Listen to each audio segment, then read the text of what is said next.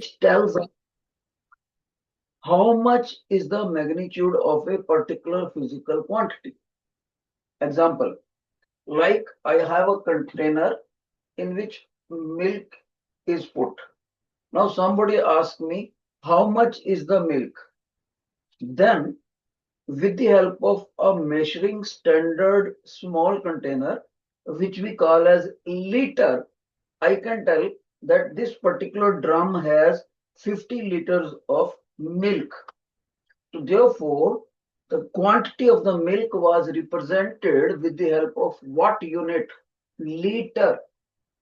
So milk quantity, milk volume was measured, milk amount was measured using the unit liter. In the same manner, in our chapter, we are linked with the three physical quantities mainly: liter, distance, speed, and motion. Distance, speed, and motion. So, what are their units which are internationally accepted? SI units. SI units means बच्चे System International. System International means the units which are acceptable worldwide, international level पर. Okay?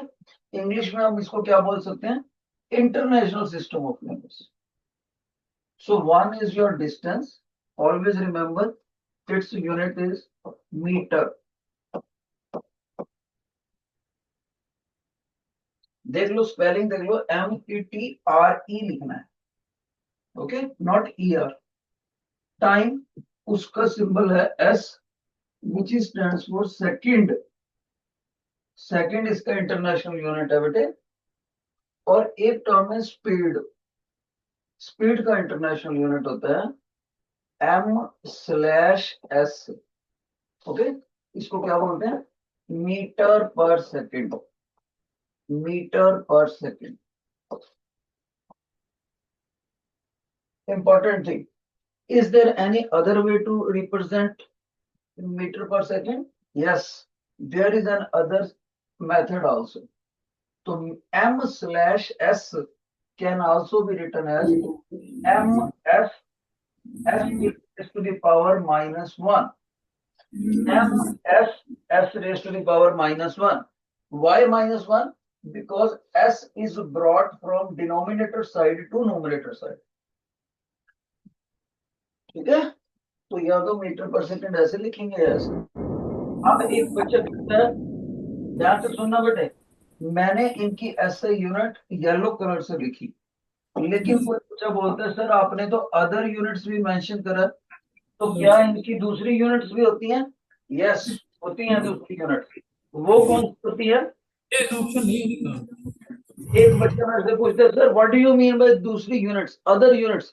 The units which are acceptable in less countries. ऐसा units क्या होती हैं? दुनिया के सारे देशों को माननी पड़ती है. और दूसरी जो यूनिट्स होती हैं वो लगभग 40 कंट्रीज में एक्सेप्टेबल होती है. अदर कौन सी अदर यूनिट्स है बेटा? मीटर की डिस्टेंस. एक है सेंटीमीटर. सेंटीमीटर. ओके, और दूसरी यूनिट पॉपुलर है इसकी वजह AM, किलोमीटर. और कौन सी यूनिट पॉपुलर है बच्चे? Mile, MILE, mile. ठीक है, और भी कोई पॉपुलर है? एक और पॉपुलर, MM, मिलीमीटर. और भी कुछ पॉपुलर है? Yes, yard. और भी कोई पॉपुलर है? Yes, inch. और कोई पॉपुलर है? Yes, foot, FOOT, foot. जान रहे हैं, जो येलो कलर से लिखा हुआ है, जो बॉक्स में लिखा हुआ है, सिर्फ वही इंटरनेशनल यूनिट है, SI यूनिट. उम्मीद करता हूं सभी बच्चे नोट कर रहे हैं, क्योंकि इसको मैंने आपको कलेक्शन करवा देनी है, वो आपको मिलेगी नहीं कहीं पर भी बेटे. ओके, और वही बच्चा अच्छे मार्क्स लाएगा, क्योंकि जो टीचर पढ़ता है उसने 25 के अराउंड बुक पढ़ी होती हैं अलग अलग, अच्छे टीचर. तो इसलिए जो मैं आपको बता दूंगा आपको किसी सिंगल बुक में नहीं मिलेगा, और समझदार बच्चा जरूर नोट करेगा उसको। ओके सर, टाइम की भी यूनिट्स होती हैं या अदर? यस, एक होती है बेटे मिनट, एक है आर, ठीक है, छोटी यूनिट्स तो यही है, वैसे और भी हो सकती है, लेकिन ये दोनों ज्यादा पॉपुलर है। स्पीड की और कोई यूनिट्स हो सकती है? यस, सेंटीमीटर पर सेकंड हो सकती है, पर सेकंड हो सकती है,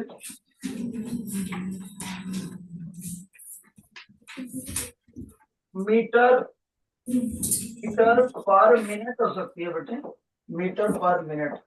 और एक बहुत ही ज्यादा पॉपुलर यूनिट है kilometre per our, kilometre per our, ये भी हो सकती है। लेकिन ऐसा ही यूनिट वही है जिसको टीचर बॉक्स में लिखे, मीटर पर सेकंड। ओके, अब यहाँ पर टीचर यूजफुल पॉइंट्स क्यों बोल रहे हैं? क्योंकि in the examination the statement is sometimes mentioned in non SI units. आपको आंसर एसआई यूनिट में बताना होता है, इसलिए ये कन्वर्जन फैक्टर्स हैं, आपको मदद करेंगे। यूजफुल पॉइंट्स कौन से? सभी बच्चे, इंटेलिजेंट बच्चे साथ के साथ याद कर लेगा।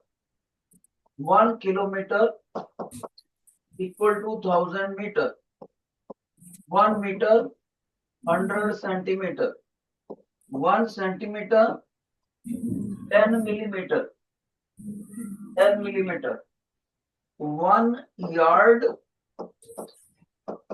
3 फीट, 1 फुट, 1 फुट क्या होगा बेटे? 12 इंचेस। कुछ बच्चे बेटे ध्यान से सुनो, जो हमारा बड़े वाला स्केल है उसको 30 सेंटीमीटर बोल देते हैं, दैट इज रॉन्ग। 30 सेंटीमीटर से ज्यादा होता है वो। क्या होता है? ध्यान से सुनो, 1 foot 30.48 centimetre, okay. 1 mile 1.61 kilometre. ये आपको कम से कम याद होने चाहिए, कम से कम, ओके। और भी करने होने चाहिए, और कौन से? 1 आवर 60 मिनट, 1 मिनट 60 सेकेंड। और कौन से याद करने हैं? ये भी सुन लो, चलो।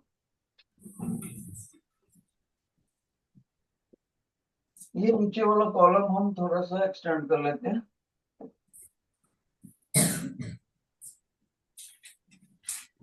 ओके बेटे, और देखो और कौन से टीचर लिख रहे हैं, ध्यान से देखना है। टीचर लिख रहे हैं 1 kilometre per hour is equal to 5/18 metre per second. अगर कोई बच्चा मेरे से पूछे सर क्या मेरे को ये सारा याद करना चाहिए, तो मैं उसको बोलूंगा अगर 10 स्कूल्स का आपस में मुकाबला हो जाए, 10 स्कूल 10 स्कूलों के 7वीं के क्लास के सभी बच्चों का मुकाबला हो जाए और तुम टॉपर बनना चाहते हो 10 स्कूलों में से, तब आपको सारा याद करना चाहिए। अब तुम्हारी मर्जी है, आपको सारा याद करना है कि नहीं। कम से कम 10 स्कूलों में टॉपर बन जाओगे। ओके, जिन बच्चों को ये सारा समझ आ गया है यूनिट्स का, please respond me, raise your right hand in case you have understood.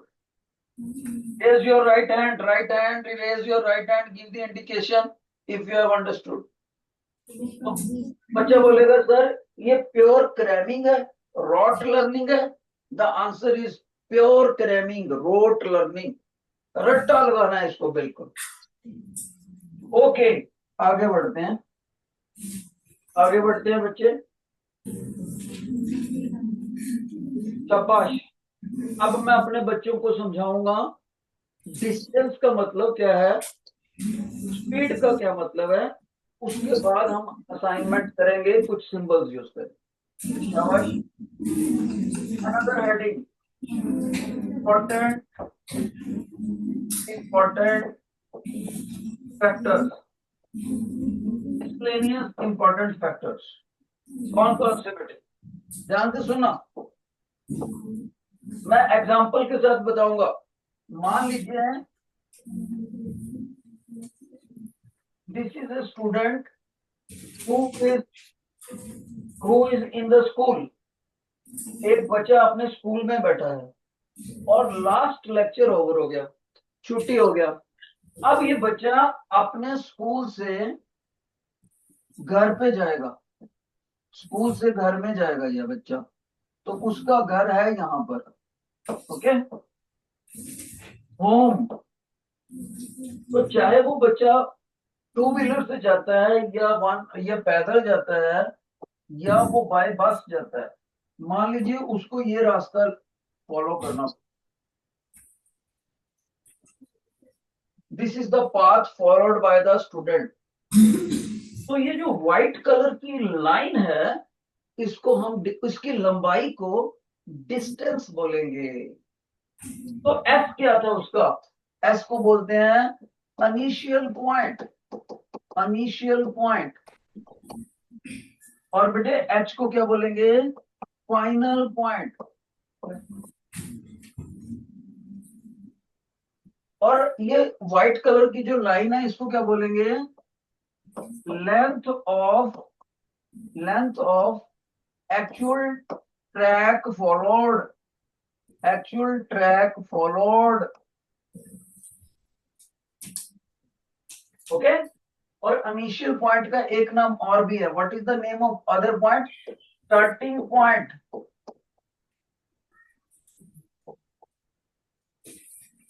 और फाइनल पॉइंट का एक नाम और भी है, कौन सा? And point. जब इस बच्चे को, मेरे को ये सारी बात समझ आ गई, तो बच्चा बोलेगा सर फिर आप डिस्टेंस को डिफाइन कैसे करोगे? What is the definition of distance? आप ध्यान से सुनो, पहले हिंदी में बताता हूं। शुरुआती पॉइंट से लेकर आखिरी पॉइंट तक जिस रास्ते से बॉडी मूव करती है, उसकी टोटल लंबाई को डिस्टेंस बोलते। इंग्लिश में कैसे बोलेंगे? Distance, it is the length of actual track followed, actual track followed by moving body, by moving body. अगर कोई बच्चा इतनी डेफिनेशन लिखेगा तो मैं उसको 2 में से 1 मार्क दूंगा, क्योंकि उसने ये नहीं बताया कि वो एक्चुअल ट्रैक कहां से कहां तक है। उसको लिखना चाहिए followed by the moving body, कहां से कहां तक, from starting point two final point. जो बच्चा ये डेफिनेशन पेपर में लिखेगा, I will reward 2 marks out of 2, 2 marks out of 2। अब सेकंड पॉइंट, ये क्या था सारा बेटे? फर्स्ट। सेकंड पॉइंट, एक बच्चा बोलता है सर जब वो बच्चा आपका स्कूल से एस से लेकर होम एच तक जाएगा, तो उसको कुछ ना कुछ टाइम तो लगेगा ही। मैंने कहा यस लगेगा, टाइम तो लगेगा भाई, ये तो सही बात आपकी। सर वो टाइम का और इस डिस्टेंस का आपस में कोई लिंक है? यस लिंक है। तो मान लीजिए पहले हम लिखते हैं डिस्टेंस को, क्या सिंबल होता है बेटे? डिस्टेंस को एस से लिखते हैं, शाबाश। और इधर क्या लिखते हैं? Small T. स्मॉल टी को क्या लिखते हैं?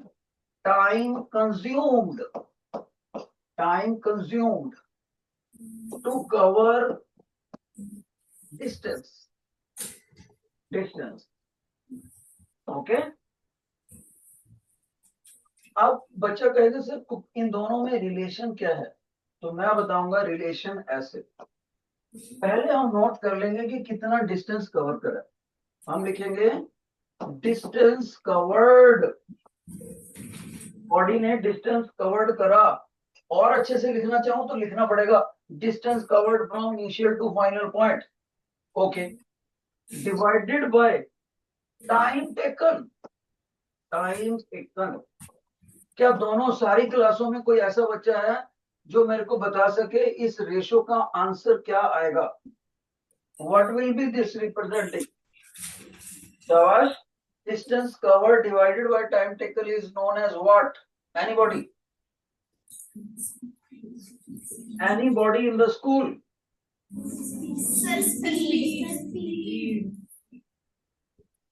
वेरी गुड बेटे, मैं बताना चाहूंगा इसका आंसर सिर्फ एक ही सेक्शन में आया, सिर्फ एक, और उस सेक्शन का नाम है आर एस। वेरी गुड, शाबाश। तो आर एस बच्चे जानते हैं कि स्पीड बोलते हैं, स्पीड, ओके, स्पीड बोलते हैं। तो जो समझदार बच्चा है उसने अभी याद भी कर लिया होगा इसको, speed is equal to distance upon time, okay. एक और बात बताना चाहता हूं मैं, आपको ग्राफ भी है ना, तो ग्राफ से आपको याद रखना है एक्स करके एक सिंबल यूज करेगा, वो एक्स, इसको बोलते हैं पोजीशन, ओके। और टी का तो मैंने आपको बता दिया टाइम, और एक ओ पॉइंट यूज करेगा, ओ, उसको बोलते हैं ओरिजिन, ओके। अब एक चीज और ग्राफ्स के लिए आपको याद होनी चाहिए, ध्यान से सुन लो फिर हम जाएंगे असाइनमेंट। ध्यान से सुना, मान लीजिए ये बहुत इंपॉर्टेंट बात है जो टीचर बताने लगे। मान लीजिए इस एक्सिस पर आपने टाइम ले लिया, और यहाँ ये है ओरिजिन, और इस एक्सिस पर आपने पोजीशन ले लिया, पोजीशन को एक्स से ले दिया, इधर टी लिख दिया। मान लीजिए, अच्छा एक बच्चा कहता है सर वर्टिकल एक्सिस पे तो वाई नहीं होता, आपने एक्स क्यों लिख दिया? वाई से भी लिख सकते हो आप पोजीशन को, ओके। मान लीजिए एक बॉडी बंदे ने यहाँ पर पॉइंट पी लिखा है, और उसकी ब्रैकेट में उसने 4,3 लिख दिया, 4,3। इसका मीनिंग समझो, 4,3 सबसे पहले आपको इधर परपेंडिकुलर ड्रा करना पड़ेगा, फिर इधर परपेंडिकुलर ड्रा करना। तो आगे जो लिखा होता है ना 4, वो हॉरिजॉन्टल एक्सिस को रिप्रेजेंट करता है, यानी कि या 1 0 1 2 3 और 4, यहां तक 4 सेकंड हो गए, 4 सेकंड, इसीलिए इसका वन ऑफ द कोऑर्डिनेट 4 लिखा हुआ। और वर्टिकल एक्सिस में देखो बाद वाला वर्टिकल एक्सिस का होता है 3, तो 0 1 2 3, ये 3 हो गया, ओके। ये टोटल कितना हो गया बेटे, यहां से यहां तक 3 हो गया, 3 मीटर, और ये 4 सेकंड, इसीलिए सेकंड कोऑर्डिनेट कौन सा है? 3। तो किसी भी पॉइंट में ग्राफ के ऊपर 4,3 लिखा हो तो इसका मतलब है वो हॉरिजॉन्टल एक्सिस का कोऑर्डिनेट और वर्टिकल एक्सिस का कोऑर्डिनेट रिप्रेजेंट करे। कोई बच्चा बोलेगा सर क्या वर्ड बोल रहे हो? उसको बोलते हैं, ध्यान से सुनो, कोऑर्डिनेट, कोऑर्डिनेट्स। सभी बच्चों को पता होना चाहिए ये वर्डिंग, वरना आपसे क्वेश्चन नहीं होंगे। कोऑर्डिनेट, जिन बच्चों को whosoever has understood distance, speed, time, that student will give the feedback, positive feedback to the teacher by raising the right hand. Please give the feedback by raising the right hand if you have clearly understood. Shabash. Give the feedback to the teachers by raising right hand. Don't shy बेटे, मेरे लिए जरूरी है ये, मैं आपसे बात नहीं कर सकता, इतनी दूर बैठा हूं। बहुत अच्छे, गुड रेस्पॉन्स। तो इसको भी हम मेमोरी में डालते हैं, राइट। आज फिर हम अब उठाते हैं ये assignment. Please pull out your assignment.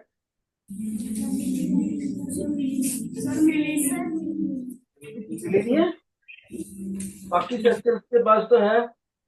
कौन जिनको ये असाइनमेंट मिल चुकी है, प्लीज रेज योर हैंड। जिनको मिल चुकी है, जिनको असाइनमेंट मिल चुकी है, प्लीज रेज योर हैंड।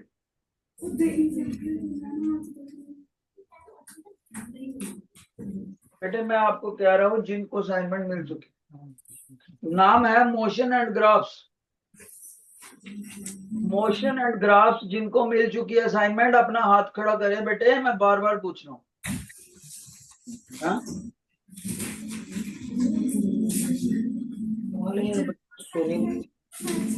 अगर आपके पास इंडिविजुअल लेवल पर जवाब देना आपने, अगर आपके पास असाइनमेंट है तो रेज योर हैंड।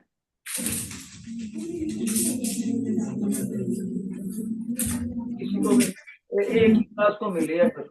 रोज रोज को मिल गया, रोज को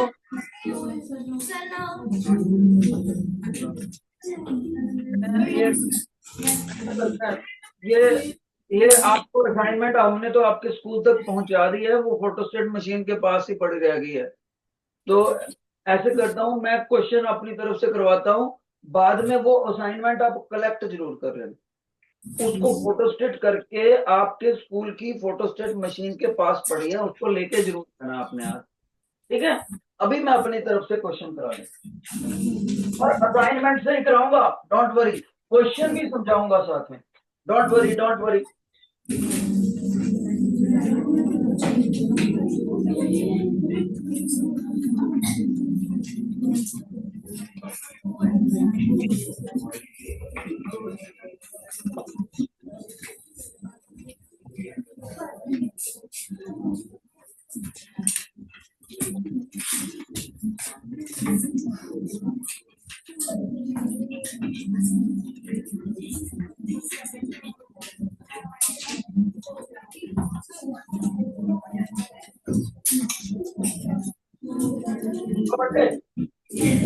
शाबाश शाबाश। मैं यहाँ पर ना 4 ग्राफ्स बनाऊंगा, 4 ग्राफ्स, और आपने इसमें से बताना कौन सा सही है। ठीक है? अगर आपको लगे, अगर आपको लगे सेकंड ऑप्शन सही है तो आप डबल फिंगर खड़े करो। अगर आपको लगे सी ऑप्शन सही है तो 3 फिंगर। अगर आपको लगे ए ऑप्शन सही है तो 1 फिंगर। ओके? आपने अपना जवाब देना है, बाद में मैं अपना जवाब भी दूंगा। अब वो बोलता है, देखो क्वेश्चन क्या है। Car is parked, car is parked, ऐसे बोल रहा है। ठीक है? फिर बोलता है it's a distance time graph.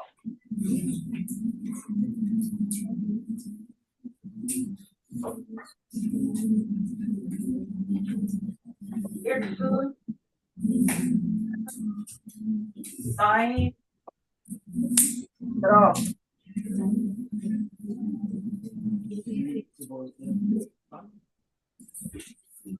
It's distance time graph.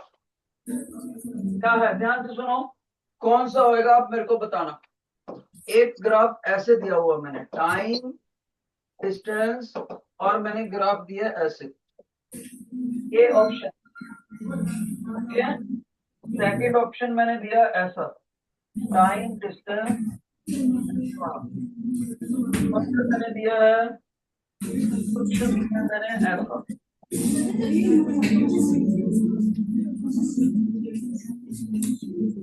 और डी ऑप्शन दिया है like this.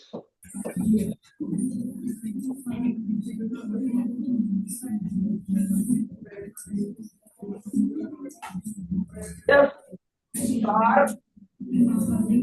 What is your answer? What is your answer? अगर आपको पता है सी ऑप्शन तो three fingers. Raise your hand. Car is parked on the side of the road. What is the correct representation of graph? Distance time graph. इन चारों में से कौन सा ग्राफ सही है, आप बताने की कोशिश करो। This axis is distance, distance, and the horizontal axis is time. This is your time. Can anybody tell इन चारों में से कौन सा ग्राफ सही है बेटे? बेटे एक बच्चा मेरे को बता दो, क्या ये आपको दिख रहा है? छोटा तो नहीं दिख रहा? रेडेबल है? क्या फॉन्ट रेडेबल है? ज्यादा छोटा तो नहीं है? मैं टीचर से पूछूंगा, प्लीज मेरे को रिस्पॉन्ड करें। आपसे पढ़ा जा रहा है? Sir video is not clear. Note करो। ओके सर, बड़ा करते हैं फिर।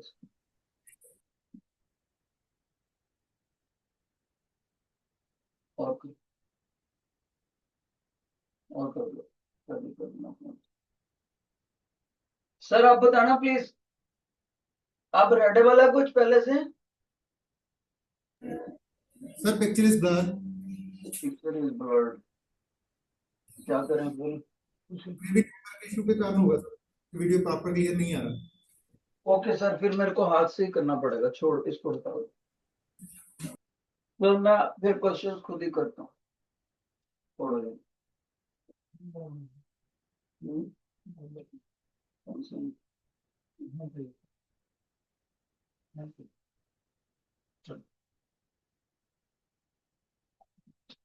आगे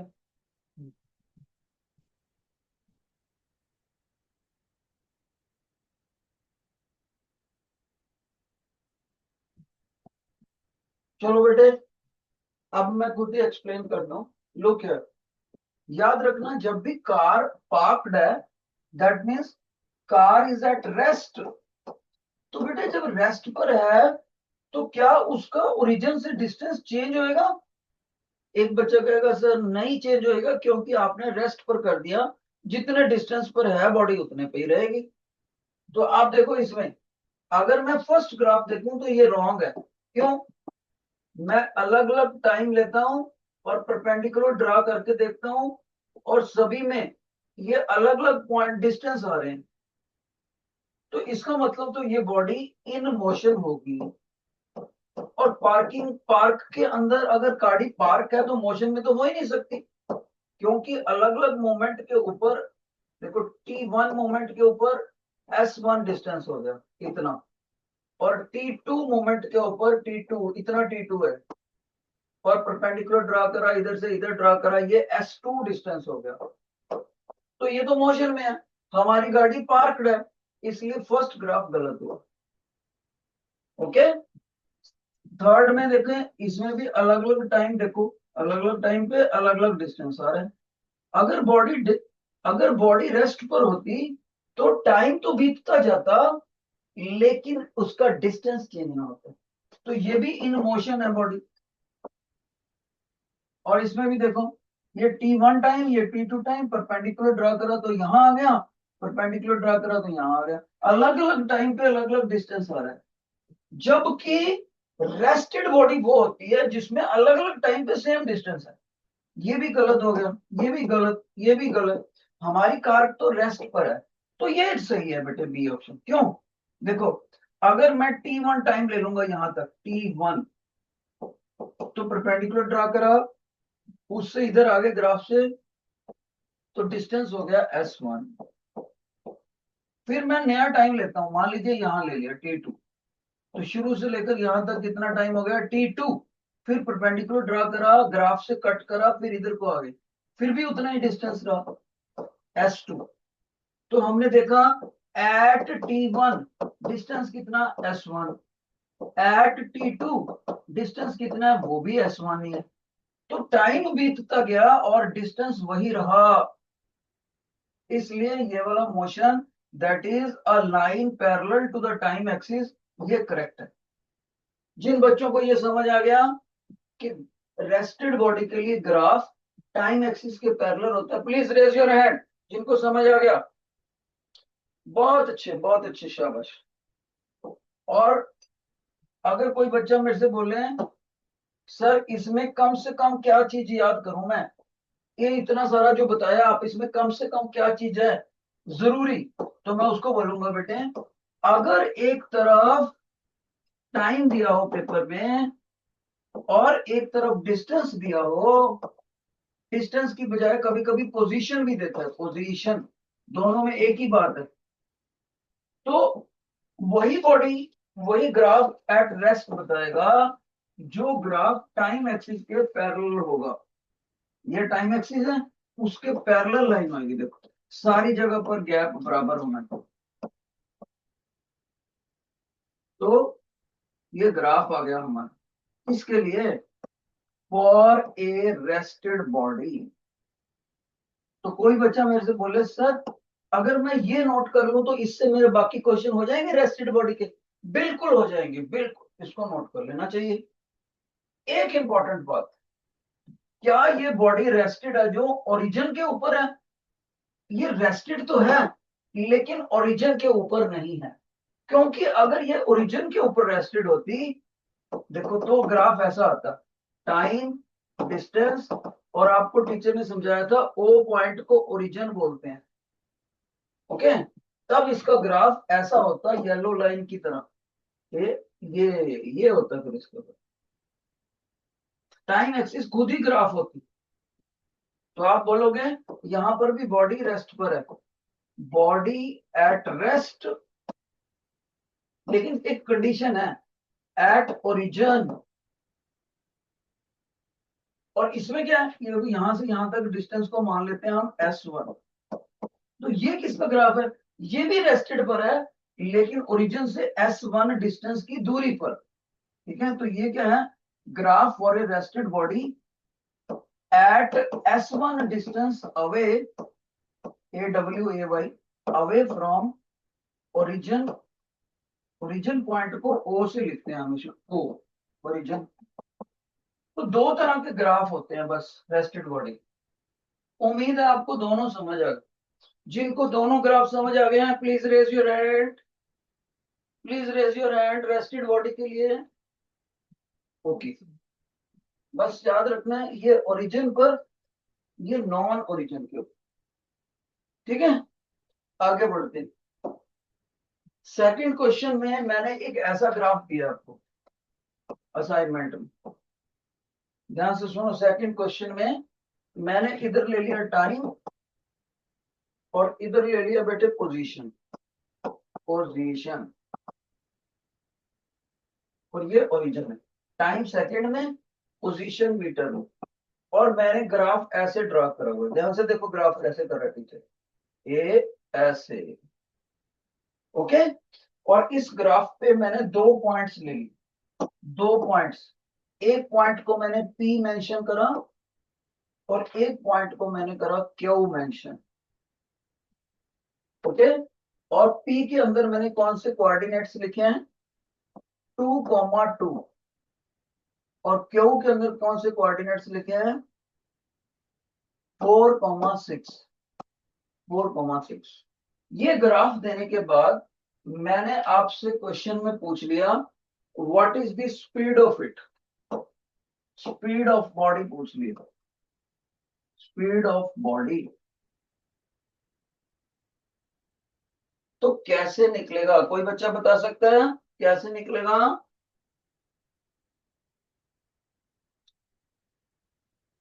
देखो अब इसमें आप क्या करोगे, ध्यान से सुनना। आप इस पॉइंट से ये परपेंडिकुलर ड्रा करोगे जैसे मैंने ब्राउन कलर से ड्रा करे, परपेंडिकुलर 90 डिग्री, और ये भी आ रहा है परपेंडिकुलर 90 डिग्री। ओके, तो जब हॉरिजॉन्टल एक्सिस के ऊपर परपेंडिकुलर ड्रा करते हैं तो फर्स्ट पॉइंट उठाना होता है, फर्स्ट। तो इसमें फर्स्ट क्या है, 2, तो इसका मतलब ये टाइम कितना है, T, 2 सेकेंड। ओके, तो यहां तक कितना टाइम है, यहां तक, तो ये टाइम है, उधर देखो कितना लगा हुआ, 4 सेकेंड। अब इसी तरह से मैं परपेंडिकुलर ड्रा करूंगा वर्टिकल एक्सिस पर, ये ड्रा कर और ये ड्रा कर, वर्ट परपेंडिकुलर। वर्टिकल एक्सिस पर जब ड्रा करते हैं तो पीछे वाला देखना होता है। ओके, तो उधर कितना लिखा हुआ है, 6, तो ये कितना हो गया बेटे, 6 मीटर, और ये कौन सा सेकेंड, 2 मीटर, ये इतना कितना हो गया, 2 मीटर। अब सबसे इंपॉर्टेंट बात, मैं किसी बच्चे से पूछूं कि बेटे यहां से लेकर यहां तक कितना टाइम है, यहां से यहां, बच्चा बोलेगा सर देखो टोटल सेकंड है 4, उसमें से 2 माइनस कर दो।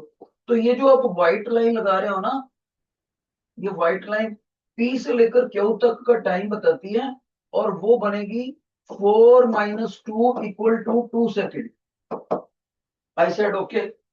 फिर मैंने उस बच्चे से पूछा बेटे आप मेरे को ये बता सकते हो ये ग्रीन वाला कितना डिस्टेंस है, ग्रीन वाला इतने से इतना। तो बच्चा बोलेगा सर देखो यहाँ 6 है और यहाँ तक 2 है, तो 6 में से 2 माइनस कर दो आप। 6 - 2 आपकी 4 मीटर है डिस्टेंस। तो मैंने कहा बेटे मैंने तो स्पीड पूछी है। तो आप कहोगे सर याद है आपने हमें फार्मूला सिखाया था, speed is equal to distance upon time. I said yes सिखाया था। तो सर आपका डिस्टेंस कितना आया, 4 मीटर नहीं आया 6 - 2 करके, 6 पीछे वाले में से माइनस कर। मैंने कहा यस 6 - 2 4 आया था बेटे। और आपका टाइम सर देखो 4 - 2 करके 2 नहीं आया था ये टाइम। मैंने कहा यस 2 आया था। तो आप इसको डिवाइड कर दो सर, 4 ÷ 2 स्पीड कितना हो गया 2 मीटर पर सेकेंड। ये आपका क्वेश्चन नंबर 2 था। जिन बच्चों को ये समझ आ गया please raise your right hand, please raise your right hand. शाबाश शाबाश बहुत अच्छे। मेरे को लगता नहीं था इतने बच्चों को पहली बार समझ आ जाए। Very nice. तो आप कोऑर्डिनेट सिस्टम समझ गए कि अगर आगे वाले बड़े में से आगे वाला छोटे वाला माइनस कर दें तो ये वाली एक्सिस के ऊपर जो मेंशन है यानी टाइम ड्यूरेशन ड्यूरेशन आएगी, और पीछे वाले बड़े में से पीछे पीछे वाला छोटा माइनस कर दें तो ये चीज आएगी इतनी। यानी कि जो भी इस एक्सिस पे मेंशन है पोजीशन यानी change in position, change in position को डिस्टेंस बोलते हैं। फिर ये फार्मूला लगा दिया। बहुत अच्छे। इस तरह से आपका सेकंड क्वेश्चन भी हो गया। तो आगे बढ़ते हैं बेटे। अभी तक हमने करा असाइनमेंट में क्वेश्चन नंबर 1 का बी ऑप्शन सही है और क्वेश्चन नंबर 2 का बी ऑप्शन सही। अभी हम क्वेश्चन नंबर 3 करने लगे। 3 असाइनमेंट आपको बाद में मिल जाएगी। क्वेश्चन बोलता है the graph represents the time taken by car to cover certain distance, which of the following statement about the speed of vehicle is true. Graph ऐसे दे रखा है बेटे, ऐसे उसने ग्राफ दी, टाइम डिस्टेंस ओरिजिन और ग्राफ की शक्ल है ये येलो कलर जैसे, ऐसे करके दिया। ओके। अब ये बोलता है जो कार है उसकी यूनिफॉर्म स्पीड है। बिल्कुल गलत। अगर कभी डिस्टेंस टाइम ग्राफ ऐसा हो, डिस्टेंस टाइम ग्राफ ऐसा हो, ध्यान से सुनना, ऐसे वाला कौन सा, ये ऐसे वाला, ये ऐसे वाला, इसको क्या बोलते हैं linearly rising straight line, linearly rising straight line. अगर कार ऐसे चले, डिस्टेंस टाइम ग्राफ ऐसा हो, तो जो हमारी कार होती है ना वो तेज होती है ना वो स्लो होती है, उसकी स्पीड यूनिफॉर्म होती है। ऐसे होता है यूनिफॉर्म स्पीड का ग्राफ, यूनिफॉर्म स्पीड ग्राफ। तो कोई बच्चा कहता है सर इसके बिना और तरह का ग्राफ हो सकता है यूनिफॉर्म स्पीड का।